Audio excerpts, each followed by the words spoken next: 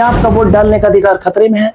चुनाव आयोग का नया नियम, ऑनलाइन फॉर्म का वो छिपा हुआ कॉलम और माता पिता की पुरानी डिटेल्स की जिद। आखिर ये नया खेल क्या है जो लाखों युवा वोटर्स को उलझन में डाल रहा है? आज का वीडियो आपकी आंखों से पट्टी हटा देगा। कल्पना कीजिए आप 18 साल के हो गई, पहली बार वोट डालने का सपना देख रहे हैं, लेकिन अचानक एक नया डिजिटल नियम आपके रास्ते में दीवार बनकर खड़ा हो जाता है। क्या माता पिता की पुरानी वोटर डिटेल्स देना अनिवार्य हो गया है? क्या ये किसी बड़े बदलाव की तैयारी है या वोट छीनने की कोई नई साजिश? आज की इस वीडियो में हम चुनाव आयोग के इस नए SIR नियम के हर पहलू को खोल कर रख देंगे। SIR क्या है, फॉर्म 6 में ये नया पहेली जैसा कॉलम क्यों आया है और आपको क्या करना चाहिए?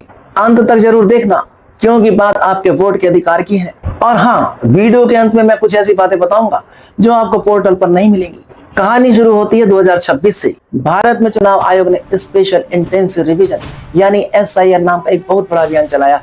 BLO बूथ लेवल ऑफिसर घर घर जाकर वोटर लिस्ट को साफ कर रहे हैं। अब आप सोचेंगे सफाई तो अच्छी बात है ना, मर चुके लोगों के नाम हटेंगे, दोहरी एंट्री खत्म होगी। लेकिन दोस्तों, यहाँ ट्विस्ट है। क्या इस सफाई के नाम पर असली मतदाताओं को सिस्टम से बाहर किया जा रहा है?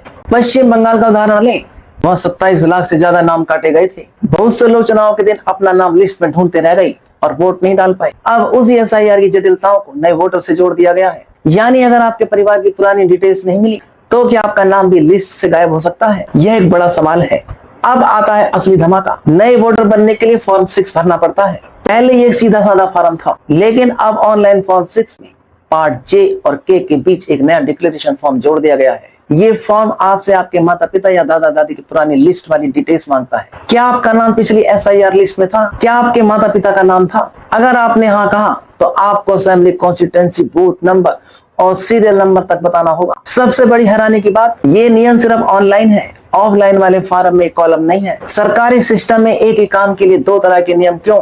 क्या ये डिजिटल साक्षरता के नाम पर भेदभाव नहीं है? ये लीनिएज मैपिंग है या वोटर्स को ट्रैक करने का एक नया तरीका? सरकार को अचानक 2000 की डिटेल्स क्यों चाहिए? इन सवालों पर EC अभी पूरी तरह चुप है। देखिए, सरकारी पोर्टल्स को तेजी से एक्सेस करने और इस तरह के जटिल फॉर्म को बारीकी से भरने के लिए एक अच्छा स्मार्टफोन या लैपटॉप होना बहुत जरूरी है। मैं अपनी रिसर्च, स्क्रिप्टिंग और एडिटिंग के लिए जो गैजेट्स इस्तेमाल करता हूँ, उनके लिंक्स नीचे डिस्क्रिप्शन में दिए। अगर आप भी अपना होम ऑफिस सेटअप या वीडियो क्रिएशन सेटअप अपग्रेड करना चाहते हैं तो इन लिंक्स को जरूर चेक करें। तो भाई बहन, अगर आप नया वोटर हैं तो क्या करें? घबराएं नहीं, समाधान है। मैंने भी जब पहली बार इस नए बदलाव को देखा था तो मुझे लगा था कि अगर पुरानी डिटेल्स नहीं मिली तो क्या होगा। चलिए मिलकर स्टेप बाय स्टेप समझते हैं। voters.eci.gov.in पर जाओ, न्यू वोटर रजिस्ट्रेशन में जाकर फॉर्म 6 चुनो। फॉर्म भरते समय वो नया डिक्लेरेशन आ जाएगा। अपनी SIR डिटेल्स ढूंढने के लिए उसी पोर्टल पर search your name in last SIR का टूल यूज करो। ये एक डिजिटल जासूस की तरह काम करेगा। अपने डॉक्यूमेंट्स तैयार रखो, एज प्रूफ, एड्रेस प्रूफ और एक फोटो। आइडेंटिटी डॉक्यूमेंट रिडेक्टेड स्वैच्छिक है, लेकिन प्रोसेस तेज करने के लिए इसे जोड़ना मददगार रहता है। अगर डिटेल्स ना मिले तो पैनिक मत करो, तीसरा ऑप्शन चुनो। लेकिन याद रखो, ऐसी स्थिति में आगे चलकर BLO बूथ लेवल ऑफिसर आपसे फिजिकल वेरिफिकेशन के लिए संपर्क कर सकते हैं। तो अपना फोन नंबर हमेशा एक्टिव रखो। प्रो टिप, अगर आप NRI हैं तो फॉर्म 6 से भरें और ये क्वालिफाइंग तारीख है, याद रखो, 1 जनवरी, अप्रैल, जुलाई और अक्टूबर।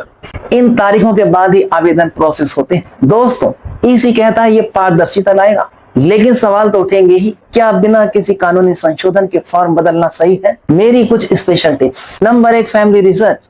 फॉर्म भरने से पहले घर के बुजुर्गों के साथ बैठकर पुरानी वोटर ID या डिटेल्स चेक करो। अक्सर हमें पता नहीं होता, पर पुरानी लिस्ट में सब कुछ होता है। Number 2, helpline. कोई भी दिक्कत हो BLO या हेल्पलाइन नंबर 1950 पर कॉल करो। सावधानी, आइडेंटिटी डॉक्यूमेंट रिडेक्टेड अपलोड करते समय ध्यान रखें कि वह साफ और स्पष्ट हो, ताकि वेरिफिकेशन में देरी ना हो। अगर आपको भी लगता है कि ये नया नियम युवाओं के लिए परेशानी का सबब बन सकता है तो कमेंट में बताओ SIR का असली मकसद क्या है। अंत में ये वीडियो उन सभी दोस्तों के साथ शेयर करो जो इस साल 18 के हुए। वोट आपका अधिकार है, इसे लड़कर हासिल करो। लाइक, सब्सक्राइब और बेल आइकन दबाना मत भूलना। अगली वीडियो में और भी बड़े खुलासे करने वाला हूँ। जय हिंद।